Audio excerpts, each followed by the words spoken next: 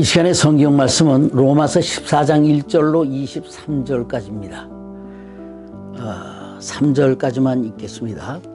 믿음이 연약한 자를 너희가 받되 그의 의심하는 바를 비판하지 말라.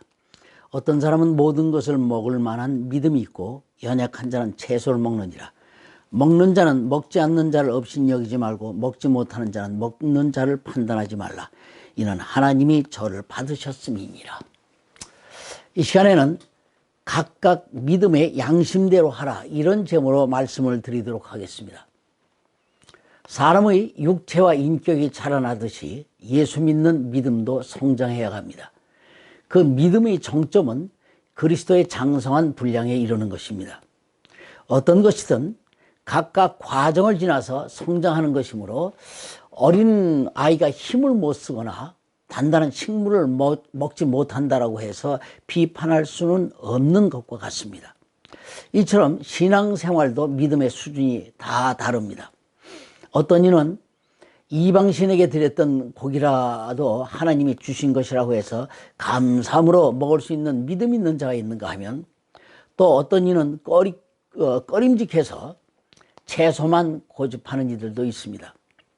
그러나 이때 서로 비판해서는 안 됩니다. 연약한 자의 의심하는 바를 비판해서도 안 되고, 또한 나는 이런 믿음이 있다 하면서 자기 믿음을 상대방에게 강요해서도 안 됩니다. 왜? 하나님은 각 믿음의 수준대로 받으시기 때문입니다.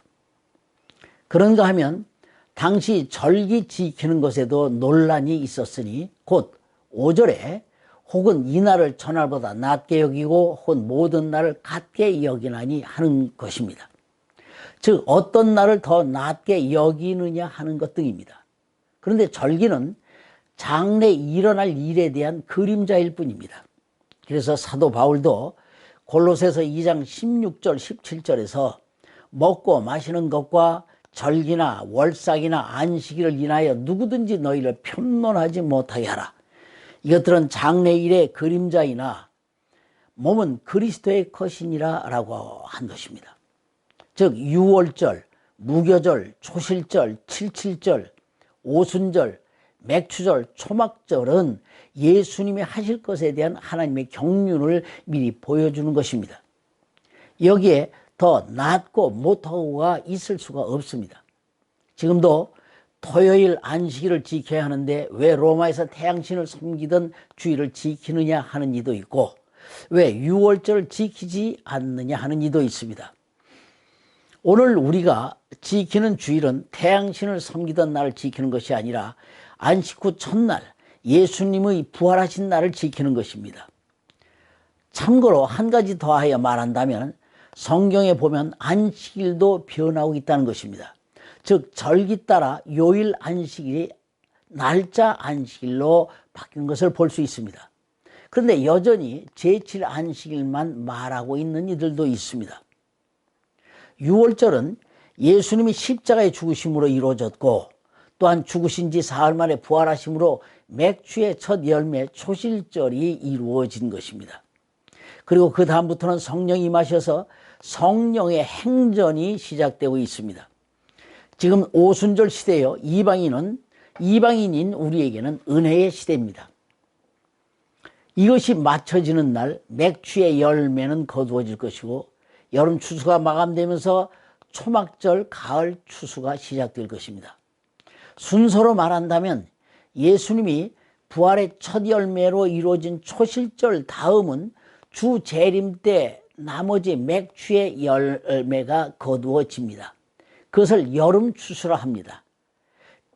데살로니가전서 4장 16절 17절에 주께서 호령과 천사장의 소리와 하나님의 나팔로 친히 하늘로 쫓아 강림하시리니 그리스도 안에서 죽은 자들이 먼저 일어나고 그의 살아남은 자도 저희와 함께 구름 속으로 끌어올려 공중에서 주를 영접하게 하시리니 그리하여 우리가 항상 주와 함께 있으리라 하심이 바로 그것입니다.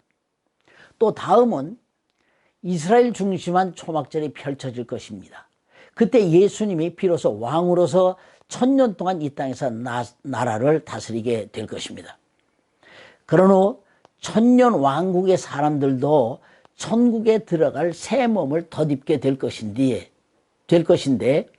그것을 가을 추수라고 하는 것입니다. 절기는 하나님의 세상을 경영하시는 스케줄입니다. 그래서 이스라엘에게 그것을 가르쳐 주시려고 신명기 16장 16절에 너희 중 모든 남자는 1년 3차 곧 무교절과 칠칠절과 초막절에 내 하나님 여호와의 택하신 곳에서 여호와께 보이리라 하신 것입니다. 절기를 지키고 먹고 마시는 모든 것은 주님을 찾아가는 것이요 이는 앞으로 일어날 일들이요 하나님의 경륜입니다. 때문에 절기를 가지고 왈가왈부하는 것은 하나님의 뜻이 아닙니다. 그것을 통해서 예수 하시는 일을 배우려는 것입니다. 정녕 주님의 의도가 무엇인가를 아는 것이어야 합니다. 그것을 통해 천국을 바라는 믿음이 더 성장해 가는 것이 목적입니다. 이에 앞서는 자들도 있고 뒤따라가는 자들도 있습니다. 그러므로 자기의 믿음의 잣대로 남을 비판해서는 안 됩니다. 앞으로 도래할 하나님의 나라는 먹고 마시는 것에 있지 아니합니다. 그 나라는 성령 안에서 의와 평강과 희락이라고 했습니다. 곧 희희낙낙 기쁘고 즐거운 것입니다. 왜? 거기는 죽음의 고통이 없는 영생의 나라이기 때문입니다. 우리가 고통스러운 것은 죽음 때문입니다. 그러나 우리의 종착지는 죽음 너머에 있는 생명의 부활의 때입니다. 그래서 믿음의 최종 결론은 세상을 이기는 것이요 믿음 있는 사람에게는 소망이 있는 것입니다. 믿음과 소망, 사랑 중에 최후 결론은 사랑입니다. 믿음과 소망은 하늘나라 가면 더 이상 필요 없게 됩니다. 성숙한 신앙은 남을 위하여 자기를 사는 것입니다. 따라서 내 믿음으로는 모든 것이 가할지라도 그것이 다 유익한 것이 아니요 덕을 세우는 것도 아닙니다. 그래서 사도 바울은 고린도전서 10장 23절에서 모든 것이 가하나 모든 것이 유익한 것이 아니요 모든 것이 가하나 모든 것이 덕을 세우는 것이 아니니 누구든지 자기의 유익을 구치 말고 남의 유익을 구하라 라고 했습니다. 그러므로 자기는 다 할 수 있을지라도 믿음이 연약한 형제를 위해서 고기나 포도주를 절제함이 아름다운 것입니다. 그래서 로마서 14장 20절로 21절에 보면 식물을 인하여 하나님의 사업을 무너지게 말라. 만물이 다 정화돼 꺼리낌으로 먹는 사람에게는 악하니라. 고기도 먹지 아니하고 포도주도 마시지 아니하고 무엇이든지 내 형제로 꺼리끼게 하는 일을 아니함이 아름다우니라 했습니다. 때문에 사도 바울은 만일 식물이 내 형제로 실족해 하면은 나는 영원히 고기를 먹지 아니하여 내 형제를 실족지 않게 하리라 라고 한 것입니다. 바로 이것이 사랑입니다.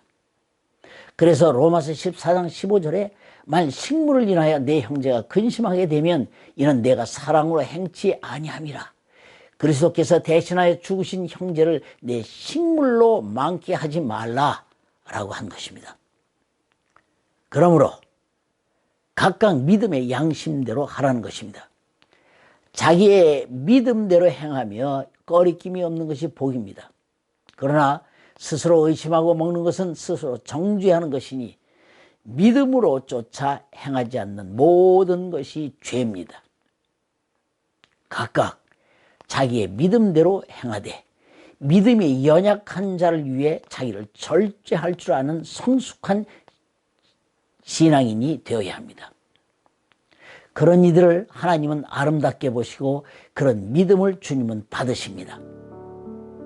이제 우리 모두 살아도 주를 위하고 죽어도 주를 위하여 사는 사람이 됩시다.